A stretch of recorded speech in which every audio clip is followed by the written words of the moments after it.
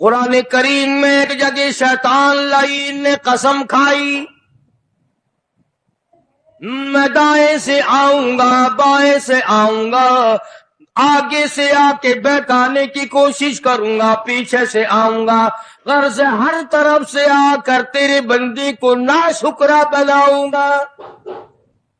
بے شک مالک کائنات نے مقابلے میں قسم کھائی۔ اللہ پاک جل شانہ فرماتے ہیں، اور شیطان مردود، میرے بندے کے گناہ سمندر کے جھاگ کے برابر ہوں، پہاڑ کے وزن کے برابر ہوں، درختوں کے پتوں کے برابر ہوں، ساری زمین کے ذرات کے برابر ہوں، مجھے اپنی کبریائی کی قسم، مجھے اپنی الوہیت کی قسم، مجھے اپنی شان کبریائی کی قسم، مجھے اپنی وحدانیت کی قسم، مجھے اپنی بے نیازی کی قسم، میرا بندہ کتنا ہی گناہگار ہوگا، سر جھکانے کی دیر ہے، میں معاف کرنے کو تیار ہوں۔ السلام علیکم ورحمۃ اللہ۔ شیطان انسان کو کیسے بہکاتا ہے، اس عنوان سے قاری حنیف ملتانی کا بیان ہے۔ اس بیان نے ہزاروں لوگوں کی زندگیاں بدل دی ہیں۔ آپ حضرات غور سے سنیں، میں بھی آپ کے ساتھ سنتا ہوں۔ جزاک فرمایا 5 چیزیں جب کسی کو عطا ہو جائیں تو 5 چیزیں خود بخود اللہ پاک عطا فرما دیتے ہیں۔ 5 چیزیں جب کسی کو مل جائیں اللہ پاک جل شانہ رحیم کریم ذات 5 چیزیں خود بخود عطا فرماتے ہیں۔ توجہ کریں، فرمایا جب میرا بندہ شکر کرتا ہے، میرا بندہ شکر کرتا ہے، میرے انعام کا شکر کرتا ہے، قدر کرتا ہے، فرمایا میں اس نعمت میں اضافہ کرتا چلا جاتا ہوں۔ فرمایا لئن شکرتم لأزیدنکم، اور میرے بندو اگر شکر ادا کرو گے، میرے انعام کی قدر کرو گے، آنکھ کا شکریہ ادا کیا کر، قرآن دیکھا کر، کان کا شکریہ ادا کیا کر، قرآن کریم سنا کر، زبان کا شکریہ ادا کیا کر، قرآن کریم کی تلاوت کیا کر، درود پاک نبی کریم صلی اللہ علیہ وسلم کی ذات پہ پڑھا کر، پاؤں کا شکرانہ ادا کیا کر، مسجد کی طرف چل کے جایا کر، ہاتھوں کا شکرانہ ادا کیا کر، اس سے قرآن کریم کی ورق گردانی کیا کر، اس سے قرآن کریم کی اور آنکھ کو کھولا کر۔ جب یہ چیزیں عطا ہو جائیں، فرمایا پہلی چیز یہ ہے جب بندے کو شکر مل جاتا ہے، اور جب شکر کرتا ہے میرے انعام کی قدر کرتا ہے، میں اس میں اور اضافہ کر دیتا ہوں۔ اب بندے کی عادت یہ ہے کہ اللہ پاک نے اگر اس کو 100 روپے عطا فرمائے، بندے کی یہ عادت ہے کہ اللہ پاک نے اگر اس کو 100 روپے عطا فرمائے، اب وہ 2.5 دیتا ہوا رو رہا ہے کہ اے اللہ مجھے یہ 97.5 کیوں دیے، مجھے نہ دیتا تو اچھا تھا، یہ ناشکری ہوئی۔ فرمایا لئن شکرتم لأزیدنکم، اگر تم میرا شکر ادا کرو گے میں انعام میں زیادتی کروں گا، وَلَئِن كَفَرْتُمْ، اگر تم ناشکری کرو گے إِنَّ عَذَابِي لَشَدِيدٌ، اگر ناشکری کرو گے نعمت بھی چھین لوں گا، عذاب میں بھی مبتلا کروں گا۔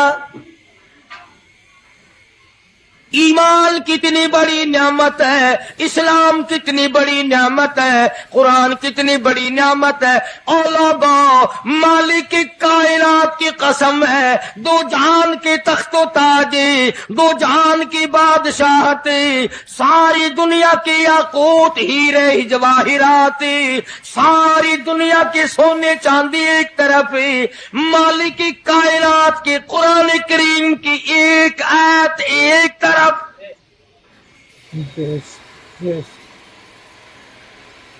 اندازہ تو لگا، اس کی مہربانی کا اندازہ تو کر۔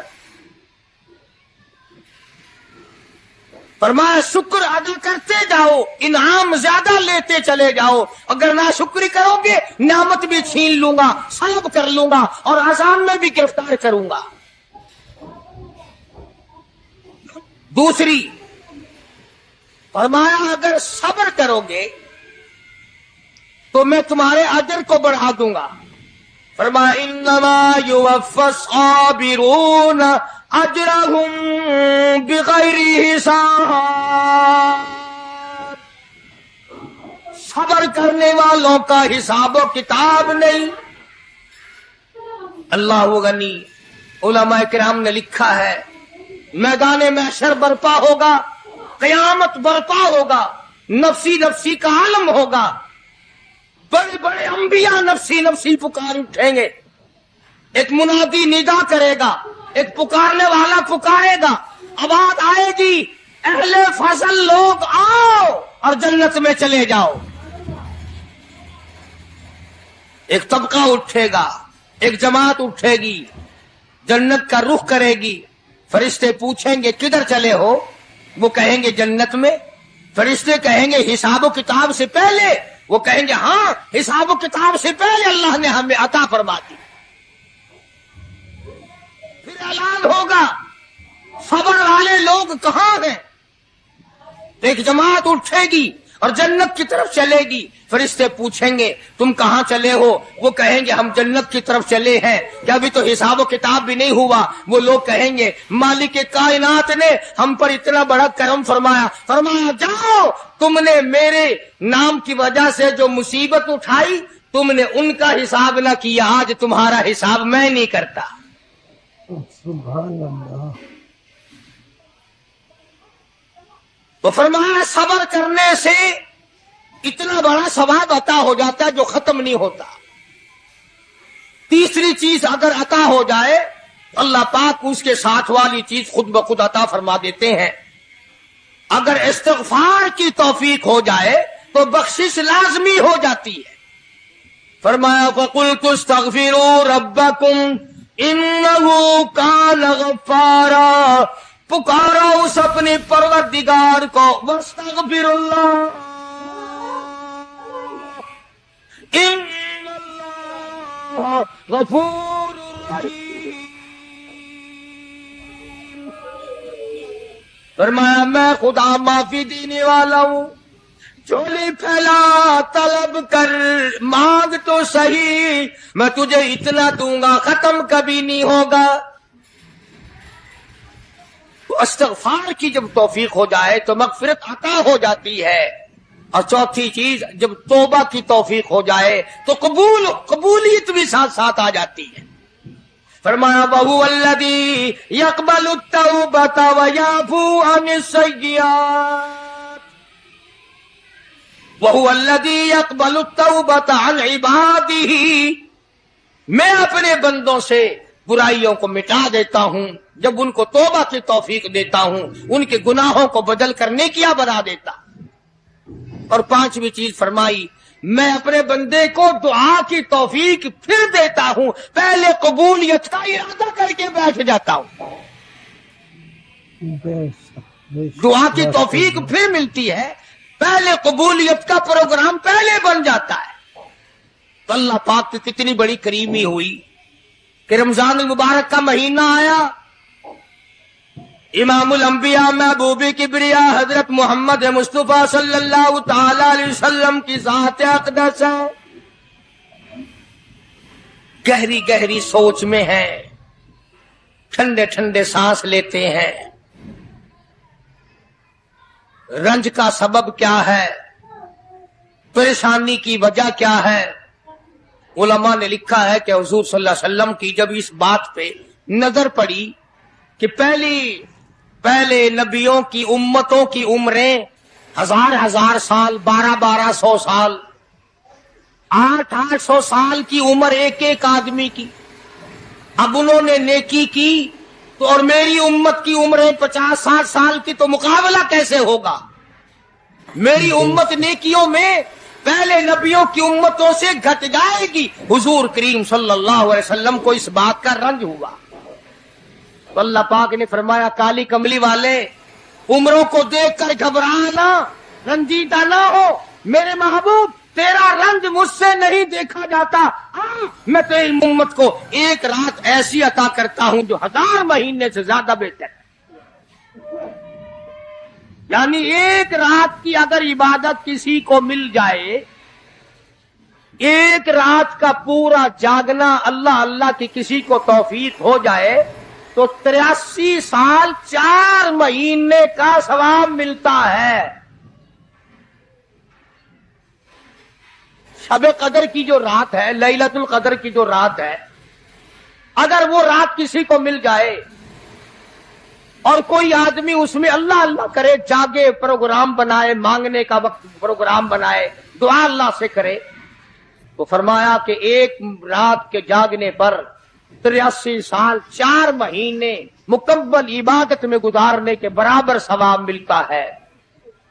سبحان اللہ۔ اور اگر کوئی رمضان کی آخری 10 راتیں جاگ کر گزار دے، جنت کی طلب میں گزار دے، جہنم کے ڈر میں گزار دے، قرآن کے شوق میں گزار دے، رب کو راضی کرنے کے لیے گزار دے، محمد مصطفیٰ صلی اللہ علیہ وسلم کی اطاعت اور فرما برداری کرتے ہوئے گزار دے، تو علماء نے لکھا ہے کہ 10 راتوں کو جاگنے والے کو 833 برس 4 مہینے جاگنے کا ثواب ملتا ہے۔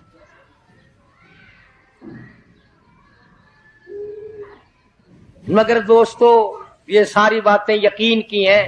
اب تم یہ سمجھ رہے ہوں گے کہ بغیر دیکھے بغیر دیکھے ہوئے جہان کی کہانیاں کہہ رہا ہے، نہ جنت دیکھی، نہ دوزخ دیکھا، نہ موت کا ذائقہ چکھا، نہ قبر کا اندھیرا دیکھا۔ اور لوگوں، امام الانبیاء محبوب کبریا حضرت محمد مصطفیٰ صلی اللہ تعالی علیہ وسلم کی زبان پہ یقین کر، نبی کی بات پہ یقین کر، نبی کے فرمان پہ یقین کر، اللہ کے قرآن پہ یقین کر، اللہ کے کلام پہ یقین کر۔ خدا کی قسم تیری آنکھوں کی دیکھی بات غلط ہو سکتی ہے، کالی کملی والے کا فرمان غلط نہیں ہو سکتا۔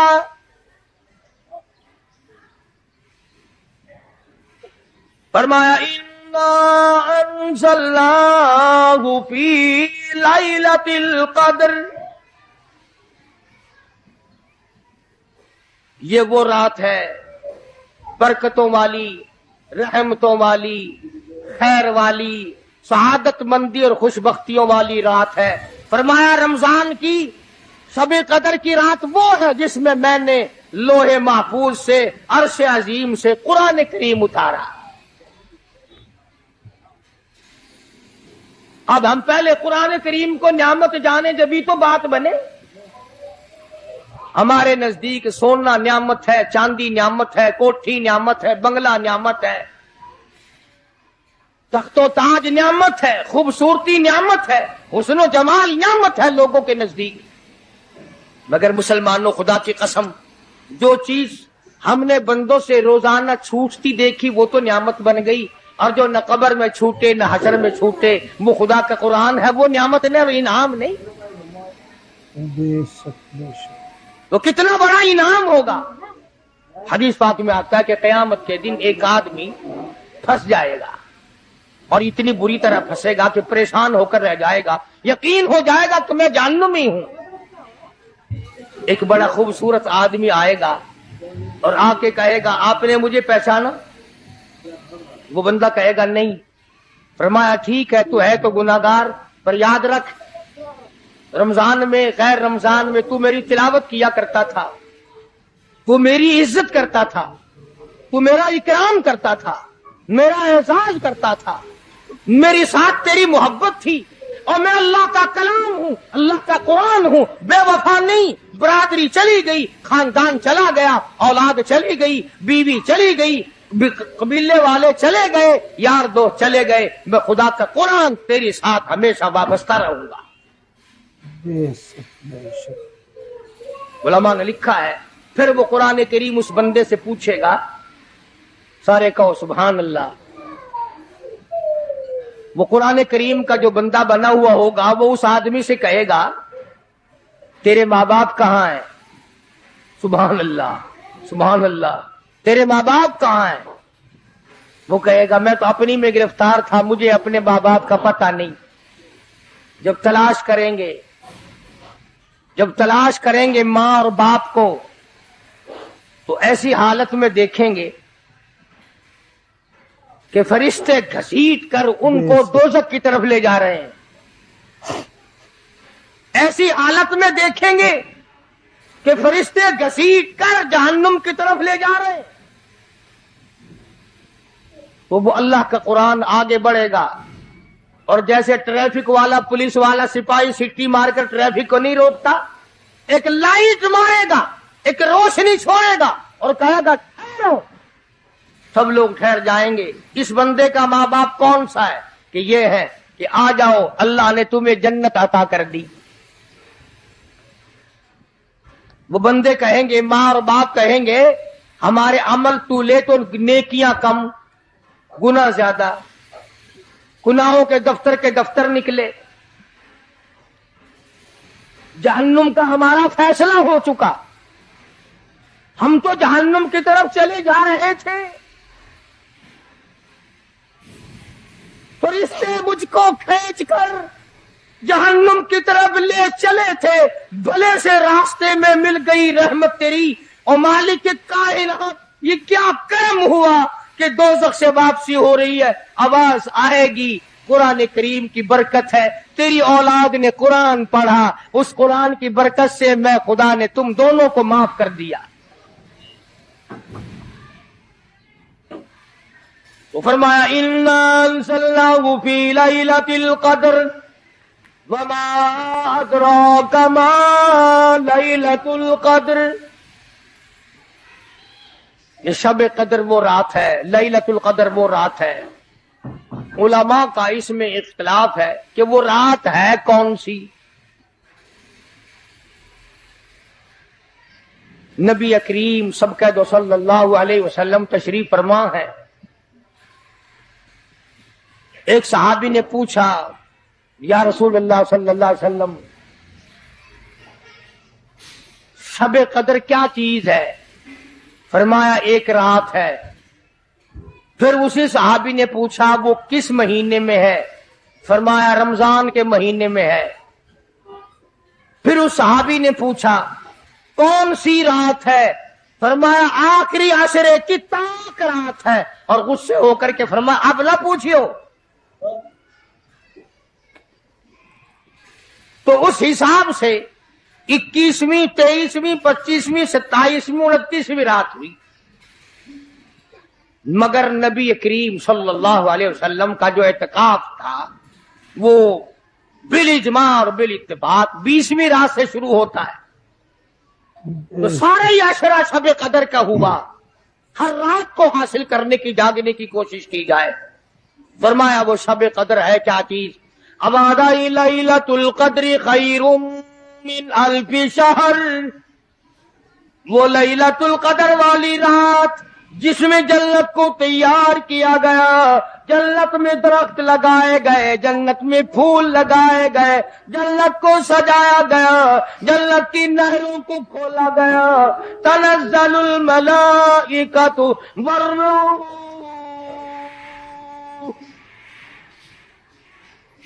فرشتے آسمان سے اترتے ہیں. جبریل امین سبز جھنڈا ساتھ لے کر تشریف لاتے ہیں اور بیت اللہ پہ نصب کر دیتے ہیں اور ساری امت کے لیے اعلان کرتے ہیں اور فرشتوں پھیل جاؤ، ساری دنیا میں چلے جاؤ، گھروں میں چلے جاؤ، کشتیوں میں چلے جاؤ، علاقوں میں چلے جاؤ، لوگوں میں چلے جاؤ.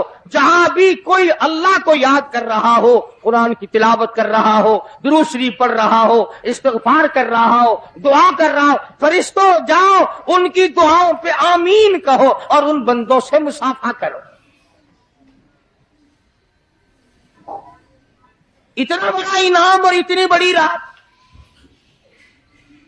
بعض علماء نے یہ لکھا ہے، توجہ کریں، کہ نبی کریم صلی اللہ علیہ وسلم کے سامنے بنی اسرائیل کے 4 نبیوں کا ذکر آیا.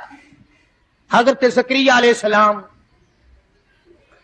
حضرت ایوب علیہ السلام، حضرت حزقیل علیہ السلام، حضرت یوشع علیہ السلام. ان 4 نبیوں کا ذکر خیر ہوا اور یہ ذکر کیا گیا کہ ان نبیوں نے 80 سال اس طرح عبادت کی کہ آنکھ کے پلک جھپکنے کے برابر بھی غفلت نہ کی۔ ایوب علیہ السلام نے، زکریا علیہ السلام نے، حضرت حزقیل علیہ السلام نے، یوشع علیہ السلام نے اللہ کو اتنا یاد کیا، اس کی اتنی عبادت کی، اتنی مناجات کی، اتنی حمد و ثنا کی، اتنی ترانہ ریزی کی، اتنے سجدے کیے، اتنے اس کے سامنے سر جھکایا کہ 80 سال تک اتنا وقت بھی غفلت میں نہ گزارا جیسے کہ آنکھ کی پلک جھپکنے کا وقت لگتا ہے۔ اب بتاؤ ان کی برابری کون کرے؟ تو مدنی کریم صلی اللہ تعالی علیہ وسلم کی ذات اقدس کو اس پر رانجایا۔ انہوں نے اتنی عبادت کی، میری امت کے لوگ اگر عبادت بھی کریں پھر بھی عمریں تھوڑی ہے، مقابلہ کیسے ہوگا؟ فرمایا میرے محبوب گھبرانا، ایک رات ایسی دوں گا 1000 مہینوں سے زیادہ افضل ہے۔ بدقسمت قوم جماعت کی نماز بھی ادا نہیں کرتے، کوشش کر کے مغرب کی جماعت کی نماز ادا کرو، عشاء کی نماز جماعت کی ادا کرو، فجر کی نماز جماعت کی ادا کرو تاکہ رات جو ہے وہ عبادت میں لکھی جائے۔ ایک اور بتا دوں، ان دنوں میں جو یہ آفتاب گزر رہا ہے، جماعت کا چھوڑنا اتنا بڑا گناہ ہے کہ اگر پورے سال میں ایک دن بھی جماعت میں شریک نہ ہو اتنا بڑا گناہ نہیں ہوتا جتنا آج اور ان دنوں میں ایک جماعت کے چھوڑنے سے گناہ ہوتا ہے۔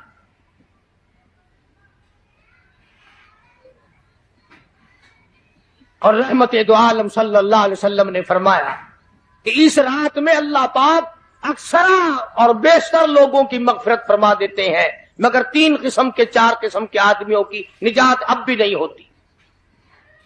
مشرک کی نجات نہیں، دل میں کینہ رکھنے والے کی مغفرت نہیں، گھر میں تصویر شوقیہ رکھنے والے کی بخشش نہیں، گھر میں کتا اور خنزیر رکھنے والے کی بخشش نہیں، اور اس گھر میں رحمت کا فرشتہ داخل ہی نہیں ہوتا جس گھر میں بدماشی بدکاری کر کے کوئی مرد اور کوئی عورت بے غسلہ پڑا ہو۔ کس قدر اللہ تبارک و تعالیٰ کی پھٹکار ہے ان لوگوں پر جو محمد عربی صلی اللہ علیہ وسلم کی اطاعت و فرما برداری نہ کرے۔ اتنا بڑا انعام، اتنا بڑا اجر، اتنی بڑی اللہ کی نعمت اور مہربانی اور اس کی قدردانی نہیں۔ فرمایا اس رات میں ساری رات اللہ پاک کی طرف سے ندا آتی ہے، اور گناہگار آ میں تجھے معاف کر دوں، اور بیمار آ میں تجھے شفا عطا کروں، اور تنگ دستی آ سوال کر میں تیری تنگ دستی کو دور کر کے فراخی عطا کر دوں۔ بات ساری یقین قرآن اور ایمان کے بغیر ہم قبروں میں تباہ ہو جائیں گے۔ حدیث میں آتا ہے نماز قضا کرنے کی وجہ سے اللہ پاک کی طرف سے قبر میں عذاب ہوتا ہے، ایک سانپ اتنا زہریلا، اتنا زہر والا مسلط کر دیا جاتا ہے۔ حضور کریم صلی اللہ علیہ وسلم کی ذات اقدس نے فرمایا اتنا زہریلا سانپ ہے اگر دنیا میں پھنکار مار دے زمین پر قیامت تک سبز گھاس پیدا نہ ہو۔ گنجا ہوتا ہے سانپ، وہ سانپ اللہ پاک کے حکم سے مردے پہ مسلط ہو جاتا ہے، پیروں سے لے کر سر کی طرف کاٹتا ہوا چلا جاتا ہے، اور سر کے لے کر پیروں کی طرف کاٹتا ہوا آتا ہے۔ اور علماء نے لکھا ہے کہ اس کو زبان بھی اللہ نے دے رکھی ہے، وہ کہتا ہے فجر کی نماز قضا کرنے کی وجہ سے مجھے حکم ہے کہ میں تجھے ظہر کی نماز تک ماروں، اور ظہر کی نماز قضا کرنے کی وجہ سے عصر کی نماز تک ماروں، اور عصر کی نماز سے لے کر کے مجھے حکم ہے کہ تو نے عصر کی نماز قضا کی ہے اس کی وجہ سے مغرب تک ماروں، اور جب مغرب کی نماز تو نے قضا کی ہے اس کی وجہ سے عشاء تک ماروں، اور عشاء کی جو قضا کی ہے عشاء سے لے کر فجر تک ماروں، قیامت آ جائے میں تجھے مارتا ہی رہوں گا۔ تو عورتوں کو مردوں کو نماز کی نہایت پابندی کرنی چاہیے، اور شب قدر کی قدر کرو۔ حضرت عباس رضی اللہ تعالی عنہ کو مدنی کریم صلی اللہ علیہ وسلم نے فرمایا کہ اے عباس، میں تجھے ایک نماز ایسی بتاتا ہوں، یا ہر روز پڑھ لیا کر، یا تیسرے دن پڑھ لیا کر، یا ہفتے میں ایک دن پڑھ لیا کر، یا مہینے میں ایک دفعہ پڑھ لیا کر، یا سال میں ایک دفعہ پڑھ لیا کر، یا عمر میں ایک دفعہ پڑھ لیا کر، اللہ پاک تیرے سارے گناہ معاف کر دے گا۔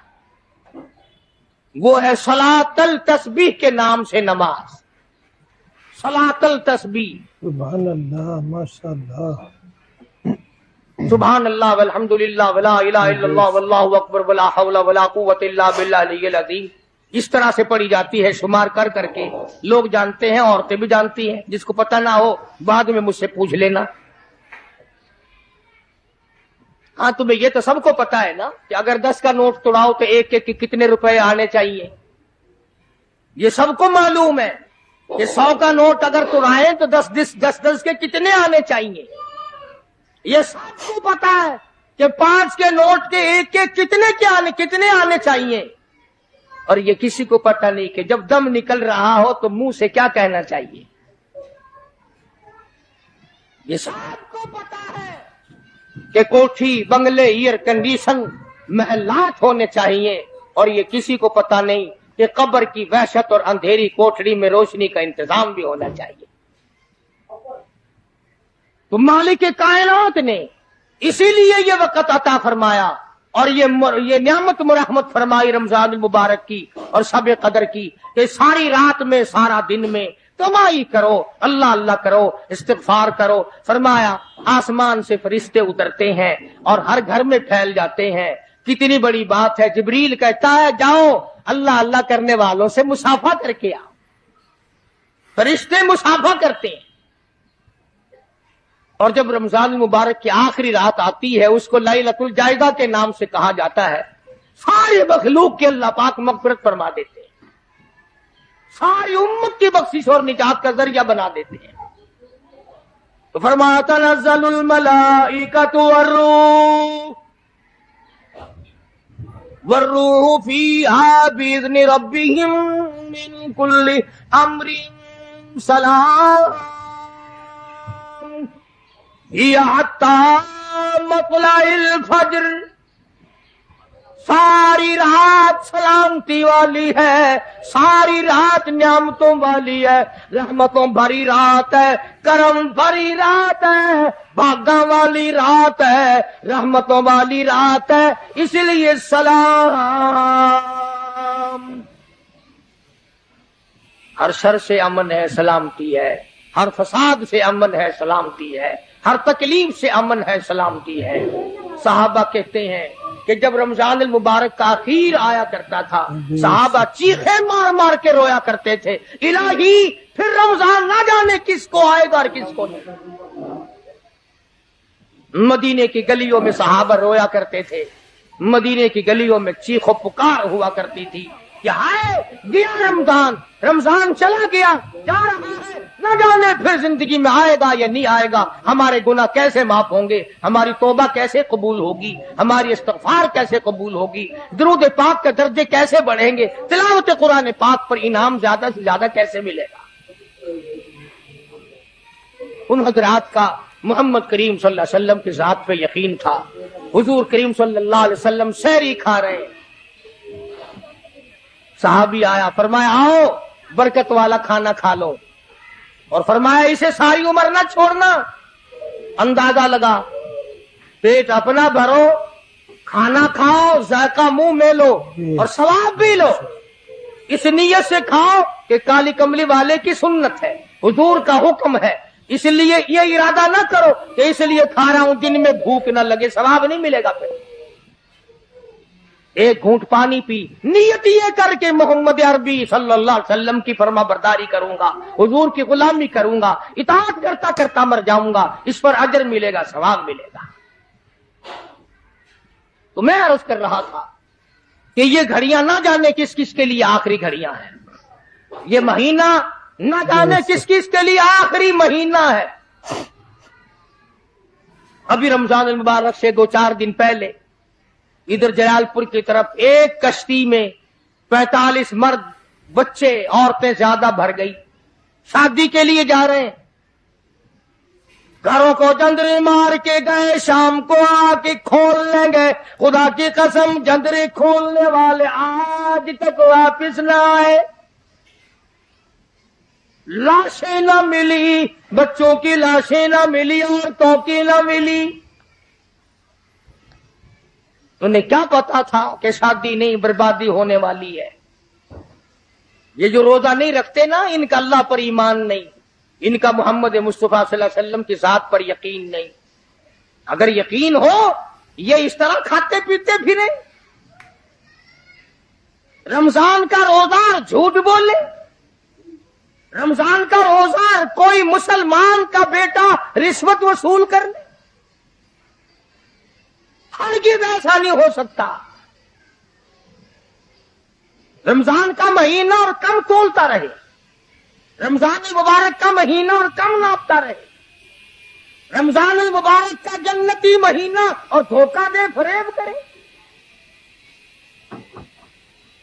یہ تو جنتی مہینہ ہے، جنت مناؤ، دوزخ اللہ پاک نے بند کر دی، اپنے اوپر جہنم کو حرام کرنے کی کوشش کرو۔ ارے بند ہو گئی تو اسے بند ہی رہنے دو۔ اگر لوگ کہتے ہیں کہ جی دیہڑیاں نہیں لگتی، پھر بچوں کو کہاں سے کھلائیں؟ اس کا مطلب تو یہ ہوا کہ بچوں کا خدا تو ہوا نا، بچوں کو پالنے والا تو ہے، ان بچوں کا پیٹ بھرنے والا تو کب سے بن گیا؟ خدا کا قرآن سن، فرمایا وَلَا تَقْتُلُوا أَوْلَادَكُمْ خَشْيَةَ إِمْلَاقٍ نَحْنُ نَرْزُقُكُمْ وَإِيَّاهُمْ۔ اپنی اولاد کو قتل نہ کیا کرو، اپنی اولاد کو دیکھ کر تنگ نہ ہوا کرو، ان کا کپڑا کہاں سے لاؤں، ان کے لیے روٹی کہاں سے لاؤں، ان کا خرچہ پورا کیسے کروں؟ اللہ پاک فرماتے ہیں مجھے اپنی کبریائی کی قسم، ان کو تجھے بھی روزی ان معصوم بچوں کے صدقے میں مل رہی ہے۔ نحن نرزقکم وإیاہم، تیرا عمل، تیری کرتوت، تیری بدعمالی، تیری روح سیاہی اس قابل کہاں ہے کہ تجھے پانی کا گھونٹ دیا جائے، تجھے روٹی کا ٹکڑا دیا جائے۔ فرمایا مجھے اپنے مالک کائنات ہونے کی قسم ہے، مجھے اپنی بے نیازی کی قسم ہے، مجھے اپنی خدائی کی قسم ہے، یہ چھوٹے چھوٹے بچے، یہ بے گناہ، یہ معصوم جو تیرے گھر میں رہتے ہیں، ارے ان کی وجہ سے تجھے روٹی مل رہی ہے، ورنہ تجھے تو میں مٹی چٹانے کو بھی تیار نہیں۔ تو پھر بندہ خدا کیسے بنا؟ پالنے والی ذات خدا کی ہے، بندہ نہیں ہے۔ چلو اگر یہ بھی سوچا کہ یار ایک مہینے کی آمدنی اگر نہ کی تو کمی ہو جائے گی، تمہیں کیا خبر، اگر ایک ذرا سا رگڑا لگ گیا بیماری کا تو ڈاکٹر تو سارے مہینے کے پیسے ایک چکر میں لے جائے گا۔ توبہ توبہ توبہ۔ کل ہی بتا رہے تھے ہمارے حاجی صاحب کو داخل کرنے کے لیے گئے، ایک کمرے کے ایک دن کے 300 روپے، کولر والے کمرے کے ایک دن کا 150 اور اے سی والے کمرے کا ایک دن کا 300۔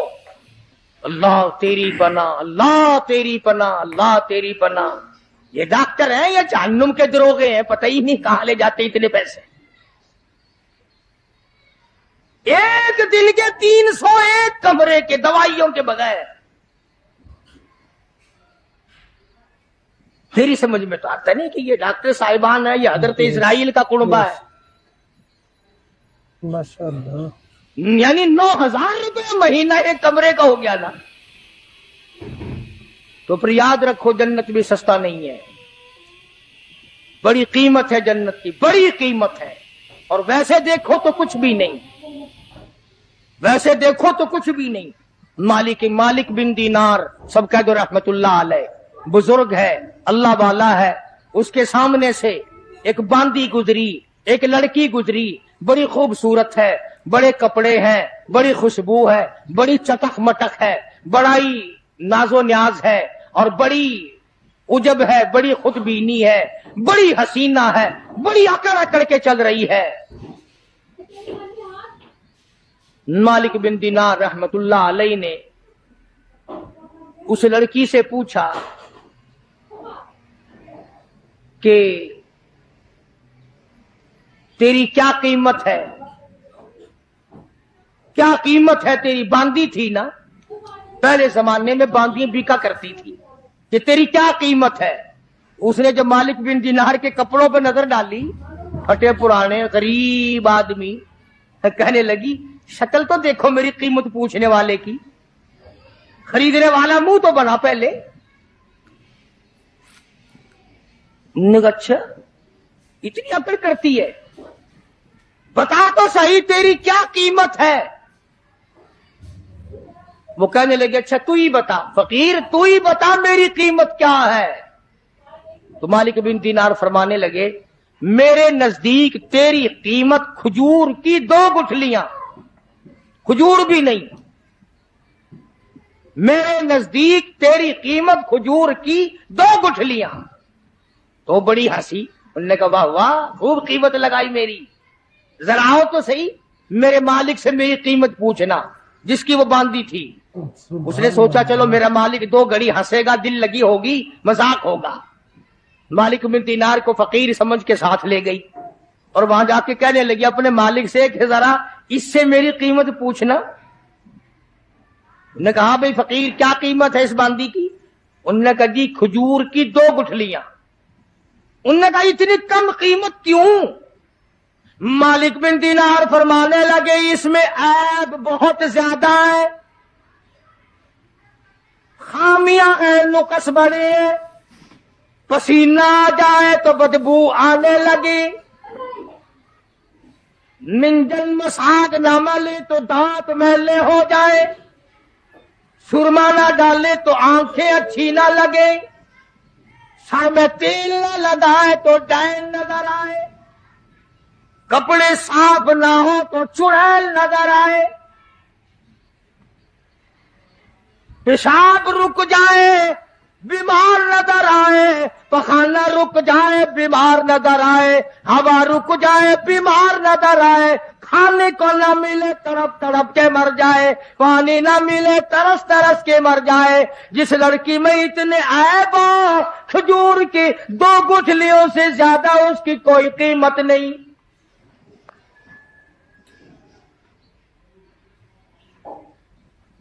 مالک بن دینار رحمت اللہ علیہ سے وہ کہنے لگا اس باندی کا جو مالک تھا، انہوں نے کہا پھر یہ تو ہر عورت میں عیب ہے، ہر عورت پخانہ بھی کرتی ہے، پیشاب بھی کرتی ہے، ہوا بھی خارج کرتی ہے، پسینہ بھی آتا ہے، تھوکتی بھی ہے، کھانے کو مانگتی ہے، پینے کو مانگتی ہے، پہننے کو بھی چاہیے، کوئی ایسی عورت بھی ہے جو یہ ساری چیزیں مانگے ہی نہ؟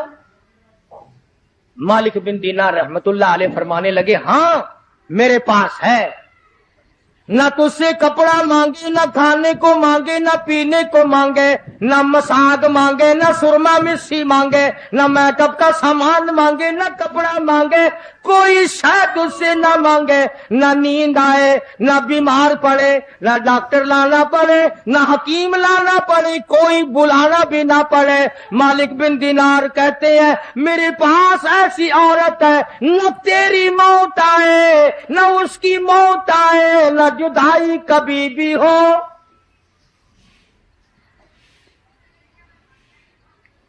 دنیا کی عورت کے ساتھ جب آدمی بغل گیر ہوتا ہے نا، عورت آدمی کے بغل میں ہو، پیار کر رہا ہو، اور دل میں یہ بات آ جائے کہ آج تو یہ میری بغل میں ہے، کل پتہ نہیں کہاں ہوگی یا قبر میں ہوگی، خدا کی قسم ہاتھ ڈھیلے چھٹ جائیں گے، بدن ڈھیلا چھٹ جائے گا، طبیعت پھر جائے گی، بے تمہارا سودا۔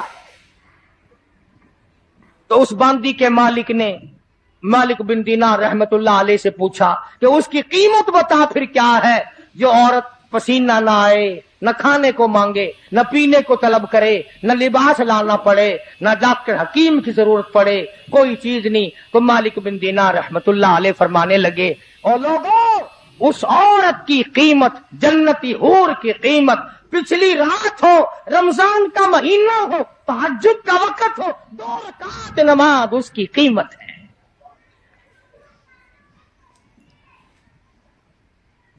आज आदत नहीं, सुबह उठेंगे ना सहरी के वक्त, सिगरेट पीते रहेंगे, होके पे जोर लगाएंगे।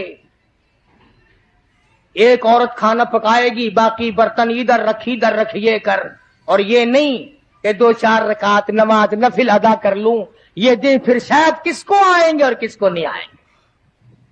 इसलिए अल्लाह सुब्हानहू व तआला ने ये तौफीक दी और ये वक्त अता फरमाया, इसकी कदर करो। रात को भी कदर से गुजारो, दिन को भी कदर से गुजारो, तौबा इस्तिग़फ़ार का एहतमाम बनाओ। जितने दिन बाकी है कुरान मजीद की ज्यादा से ज्यादा तिलावत करो, सलातुल तस्बीह पढ़ो, इस्तिग़फ़ार करो, ला इलाहा इल्लल्लाह, ला इलाहा इल्लल्लाह, ला इलाहा इल्लल्लाह मुहम्मदुर रसूलुल्लाह सल्लल्लाहु अलैहि वसल्लम का विर्द करो। कपड़े भी धो, अल्लाह अल्लाह भी करो, बर्तन भी मांजो, कलमा का विर्द भी करो। हदीस में आता है, सुनो मेरी बात औरत मर्द कान लगाकर, हुजूर फरमाते हैं, जो जुबान मेरा नाम लेती है उस जुबान को जहन्नुम में डालते हुए मुझे शर्म आती है। जिन लोगों ने अदब किया उनके मुकद्दर जाग उठे, उन लोगों को खुदाबंदी करीम ने दुनियाई में वक्त लगाए। हज़रत खालिद इब्न वलीद रज़ियल्लाहु ताला इत्तला दी गई, खबर मिली कि ईसाई सरदार, ईसाई बादशाह 1.5 लाख के करीब फौज लेकर मुसलमानों पे हमला करने के लिए आया है।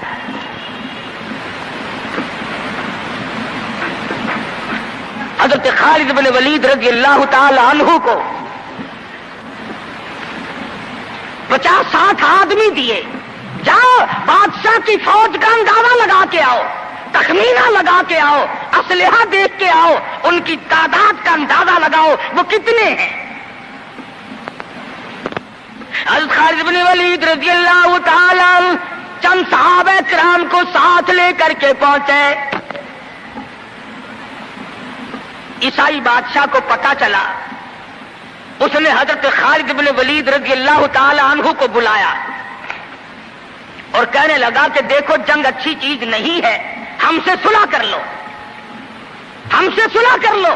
हज़रत खालिद फरमाने लगे, सुलह में देर क्या है, ला इलाहा इल्लल्लाह मुहम्मदुर रसूलुल्लाह सल्लल्लाहु अलैहि वसल्लम, कलमा पर मुसलमान बन जा, मेरा भाई बन जा, जन्नत का हकदार बन जा, मेरे नबी का गुलाम बन जा, अल्लाह की तौहीद का मानने वाला बन जा, अभी तमाम बातों में सुलह हो जाएगी। वो कहने लगा, बड़ा जल्दी कलमा पड़ा है, जैसे मैं अकेला बैठा हूं, तूने मेरी फौज देखी है? 1.5-2 लाख फौज लेके आया हूं, खा जाएगी मेरी फौज तुम्हें। कलमे पढ़ा रहा है।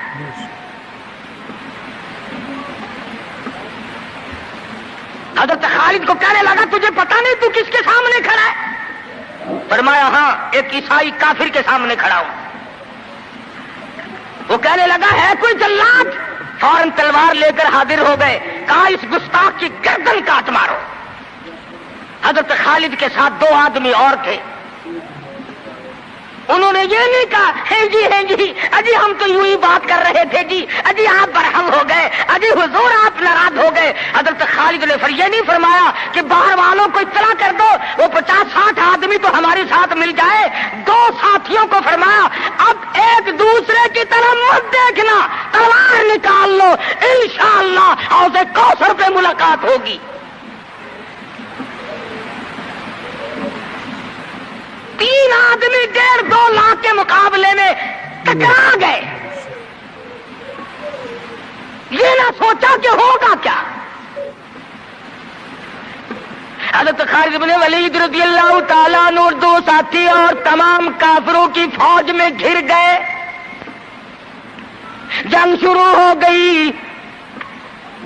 ابو عبیدہ بن جراح رضی اللہ تعالیٰ عنہ کے خام میں مدنی کریم صلی اللہ علیہ وسلم تشریف لائے. فرمایا ابو عبیدہ تو سویا ہوا ہے, میرا خالد گھیرے میں آ گیا. گھبرا کے اٹھے, شور مچایا, لوگوں جلدی کرو پہنچو, خالد گھیرے میں ہے. حضرت خالد کی بیوی ام تمیم سنتی ہے, کہنے لگی نہیں مجھے یقین نہیں آتا, میرا خالد گھیرے میں آنے والا نہیں, آ ہی نہیں سکتا. گھر میں کھڑی ہو کر چاروں طرف نظر مارتی ہے, دیکھتی کیا ہے, وہ ٹوپی جس میں امام الانبیاء محبوب کبریا حضرت محمد مصطفیٰ صلی اللہ تعالی علیہ وسلم کے منہ مبارک رکھے ہوئے تھے, وہ بھول آئے. ام تمیم کہتی ہے خالد تو ضرور گھیرے میں آ گیا, تیری ٹوپی یہاں رہ گئی.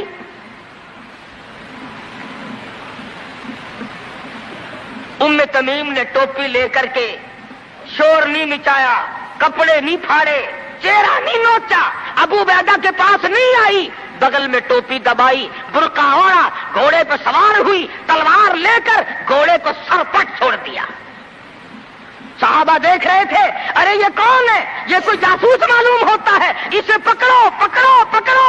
صحابہ نے گھوڑے دوڑائے, گھیرے میں لے لیا, پوچھا برقع پوش تو کون ہے, کہنے لگی نہ چھیڑو, خالد کی بیوی ام تمیم ہوں. تو کہاں چلی ہے, کہنے لگی میرا خالد گھیرے میں آ گیا, ٹوپی گھر پہ بھول گیا, وہ پہنچانے چلی ہوں, ہمیں دے دے ہم پہنچا دیں گے, تو عورت ذات ہے. کہنے لگی خالد کی جو قدر میں جانوں تم نہیں جانتے, جان دے دوں گی مگر ٹوپی کسی کو نہ دوں گی.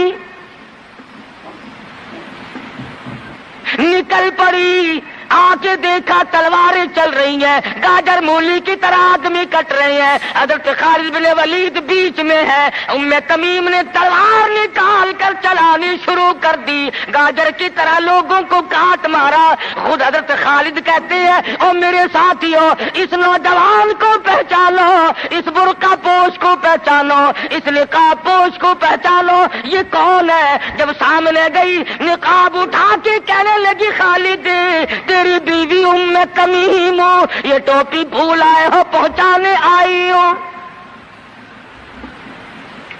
اور کراچی کے مسلمانوں, تم نے کبھی سوچا نہیں خالد کے سر پہ نبی کی ٹوپی نہیں, جس میں نبی کے بال رکھے ہوئے تھے, وہ گھیرے میں آ گئے. آج تیرے پاس قرآن نہیں, تو گھیرے میں ہے. وہ ٹوپی گھر پہ بھول آیا تھا, تو قرآن کو مسجد میں قید کر کے آیا, آج تو کفر کے لرزے میں پھنسا ہوا ہے, تو گھیرے میں ہے, تجھے کوئی نہیں نکال سکتا اللہ کے قرآن کے سوا. تم کتنی عسکری طاقت بڑھاؤ, تم تعداد بڑھا لو, تم چھوٹے بڑے زور لگاؤ, کتنی تم کوشش کرو, خدا کی قسم جب تک تم اللہ کا قرآن لے کر کے نہیں بیٹھتے اس وقت تک تمہارا گھیرا نہیں ٹوٹ سکتا. تم نے اللہ کے قرآن کو مسجد میں قید کر دیا.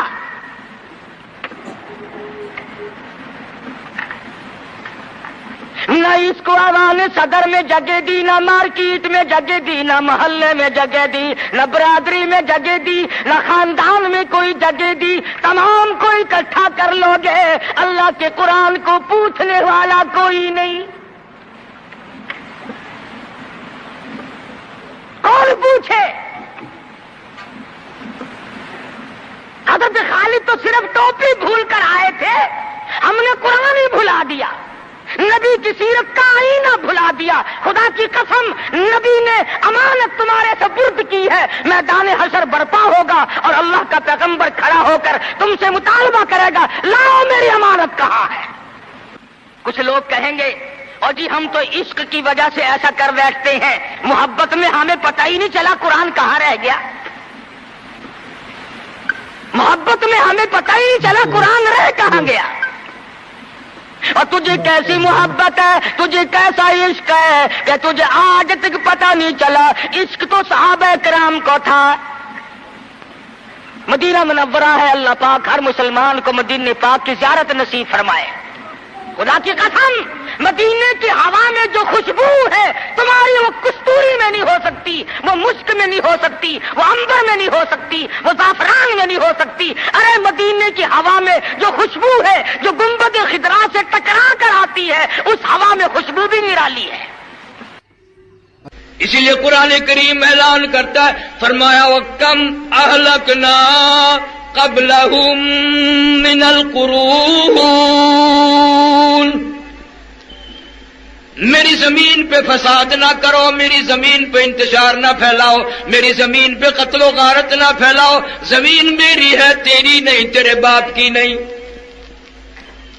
میں اپنی بے نیازیوں پہ جب آؤں گا پھر افراد کی بات نہیں، خاندان اور قبیلوں کی بات نہیں۔ وَكَمْ أَهْلَكْنَا قَبْلَهُمْ مِنَ الْقُرُونِ،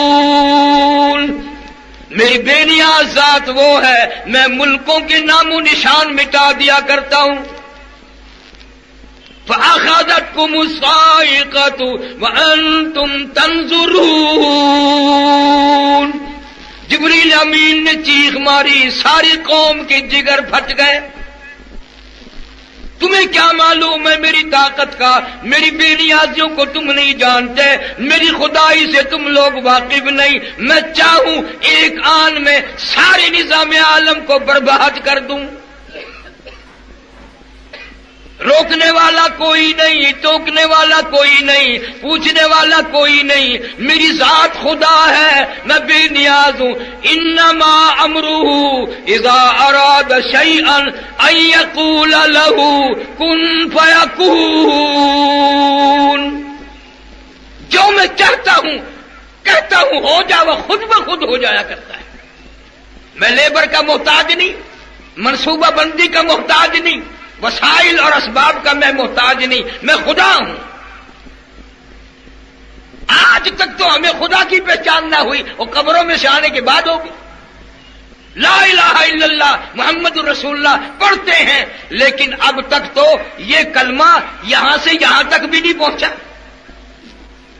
کتنے میل کا سفر ہے منہ میں اور تھوڑی میں، اب تک تو یہ کلمہ یہاں بھی نہیں پہنچا، تو یہاں تک ماشاءاللہ بہت ہی خوبصورت انداز میں مولانا قاری محمد حنیف ملتانی صاحب کا بیان مدنی سنیے۔ کریم صلی شکریہ۔ اللہ تعالی علیہ وسلم نے او لوگوں، میری امت پہ ایسی بربادی آئے گی، قرب قیامت ہوگا، فتنے آئیں گے، برباد ہو جائیں گے لوگ۔ کلمہ پڑھتے ہوئے موت نہ آئے گی، قرآن کریم کی تلاوت کرتے ہوئے موت نہیں آئے گی، درود پاک پڑھتے ہوئے موت نہیں آئے گی۔ ادھر موت کا جھٹکا لگے گا، ادھر منہ میں کنجری کا گانا ہوگا۔ ارشاد فرمایا مدنی کریم صلی اللہ تعالی علیہ وسلم نے، او لوگوں، میری امت اتنی بگڑے گی، اگر کسی پرانے امتی نے اپنی ماں کے ساتھ زنا کیا، میرا امتی بھی کرے گا۔ فرمایا ہر گھر سے، ہر کوٹھی سے، ہر بنگلے سے، ہر کمرے سے، چاروں طرف سے مرنے والے کی موت آ رہی ہے، برابر کہیں نہ کہیں سے کنجری کی آواز آ رہی ہے۔ کفن پہنایا جا رہا ہے، میت کو غسل دے رہے ہیں، کہیں نہ کہیں سے کنجری کی آواز آ رہی ہے۔ جنازہ پڑھ رہے ہیں، کہیں نہ کہیں سے کنجری کی آواز آ رہی ہے۔ میت کو قبر میں اتار رہے ہیں، کہیں نہ کہیں سے کنجری کی آواز آ رہی ہے۔ مشکاۃ شریف میں حدیث موجود ہے، فرمایا جناب محمد مصطفیٰ صلی اللہ تعالی علیہ وسلم نے، او لوگوں، موت کے وقت کی پیاس سے پناہ مانگو، اتنی شدید پیاس لگتی ہے، سمندر پلا دو پیاس نہیں بجھتی۔ ارشاد فرمایا محمد عربی صلی اللہ تعالی علیہ وسلم نے، او لوگوں، موت کے وقت کی تلخی سے پناہ مانگو، اتنا زبردست منہ کڑوا ہوتا ہے، قیامت قائم ہو جائے گی مگر موت کی تلخی نہ جائے گی۔ عیسیٰ علیہ السلام تشریف لائے، قوم آئی، معجزات دکھا رہے تھے، مردے کو زندہ کر لیا کرتے تھے۔ آ کے کہنے لگے نئی نئی قبروں سے مردے زندہ کرتے ہو، آؤ ہم ایک پرانی قبر پہ لے کے چلیں گے، مردہ زندہ کر کے دکھانا۔ عیسیٰ علیہ السلام تشریف لے گئے، قبر پہ کھڑے ہو کے فرمایا قم بإذن اللہ، قم بإذن اللہ، اللہ کے حکم سے زندہ ہو جا۔ ایک نوجوان قبر سے نکل کر سامنے آ کر کھڑا ہو گیا۔ عیسیٰ علیہ السلام نے پوچھا آپ کون ہیں؟ تو کہا میرا نام سام ہے، میں حضرت نوح علیہ السلام کا بیٹا ہوں۔ عیسیٰ علیہ السلام کا دماغ ہل گیا، تو بڑا پرانا آدمی ہے، بڑا عرصہ قبر میں گزار بیٹھا، بڑی مدت قبر میں گزار کے آیا ہے کہ جی ہاں۔ تو عیسیٰ علیہ السلام نے فرمایا ملاقات تو اللہ نے کرا دی، قبر کا کچھ حال بتا، قبر کا کوئی منظر بتا، قبر کی کوئی خبر بتا، قبر کی کچھ اطلاع دے، وہاں بنتی کیا ہے۔ علماء کرام نے لکھا وہ نوجوان رونے لگا اور کہنے لگا او عیسیٰ علیہ السلام آپ کو قبر کی بڑی ہے، قبر کا حال معلوم کرنا چاہتے ہو، قبر کا منظر معلوم کرنا چاہتے ہو، قبر کی خبر معلوم کرنا چاہتے ہو، آپ مجھ سے پہلے یہ کیوں نہیں پوچھتے کہ موت کا جھٹکا کتنا شدید ہے۔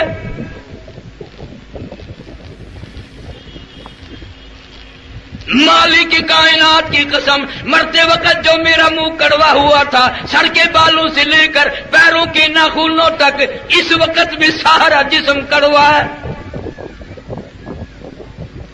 قرآن تصدیق کرتا ہے کل نفس ذائقۃ الموت، ہر نفس نے، ہر جاندار چیز نے ذائقہ چکھنا ہے۔ پتہ چلا قرآن سے موت کا ذائقہ منہ میں بھی آئے گا۔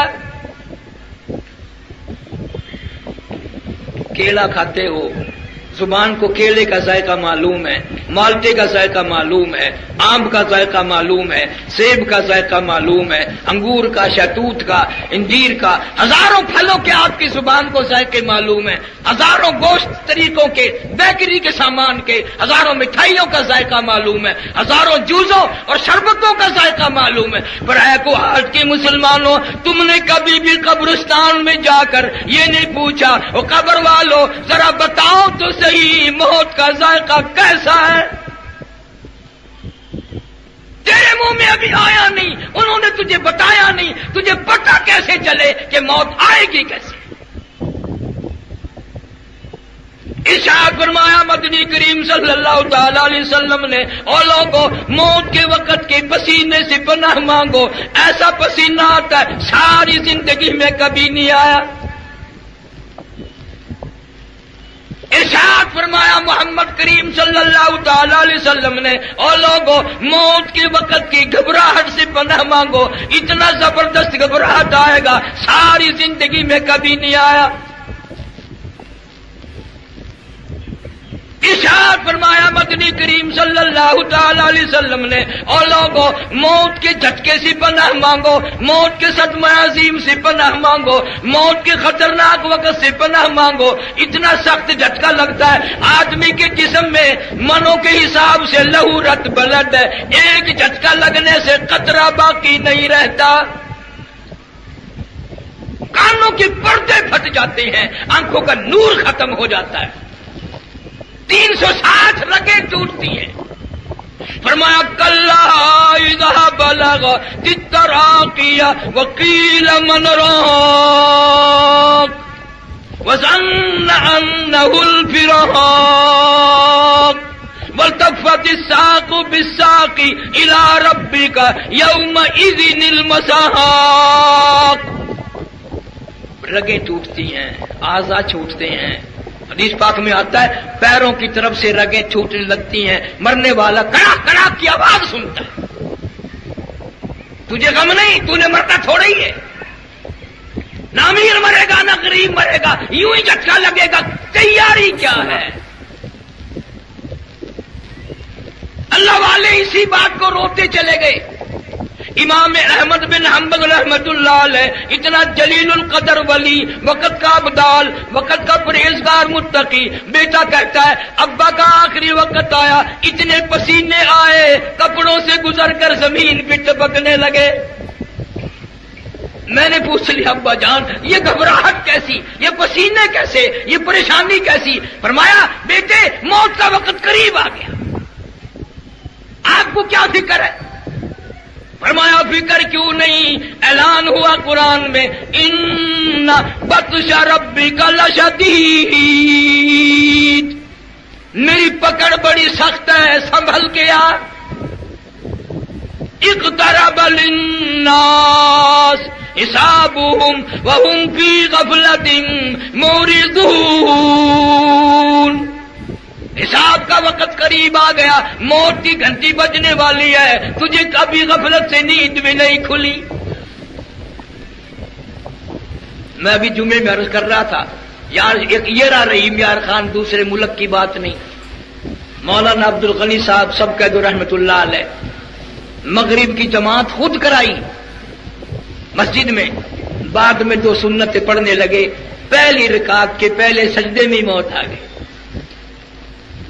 وضو کے ساتھ موت آ گئی، سبحان ربی الاعلی پڑھتے ہوئے موت آ گئی، رب کے دربار میں سجدہ کرتے ہوئے موت آ گئی، مسجد میں موت آ گئی. اور فیصلہ ہے جس حال میں مرے گا قبر سے اسی حال میں اٹھے گا. دنیا کا کوئی آدمی زنا کرتا ہوا آئے گا، کوئی شراب پیتا ہوا آئے گا قیامت میں، کوئی جوا کھیلتا ہوا آئے گا، کوئی قتل و غارت کرتا ہوا آئے گا، مولانا عبد الغنی سبحان ربی الاعلی پڑھتا ہوا آئے گا. ہمارے ملتان میں کئی سال ہو گئے، اخبار میں آیا ایک محکمے کا آفیسر تھا بہت بڑا، لڑکی کے ساتھ زنا کرتا کرتا لڑکی کے اوپر ہی مر گیا. تجھے کیا معلوم ہے کس حال میں تیری موت آئے گی، کس حال میں آخری وقت آئے گا؟ ثبوت کیا ہے تیرے پاس؟ اتنا بے پرواہ. سردی آتی ہے، سردی کے کپڑے تیار کرتے ہو، سردی کا سارا انتظام، گرمی آتی ہے پکھے نئے لگواتے ہو، صفائی کرتے ہو، وہ قبر کا کوئی غم نہیں.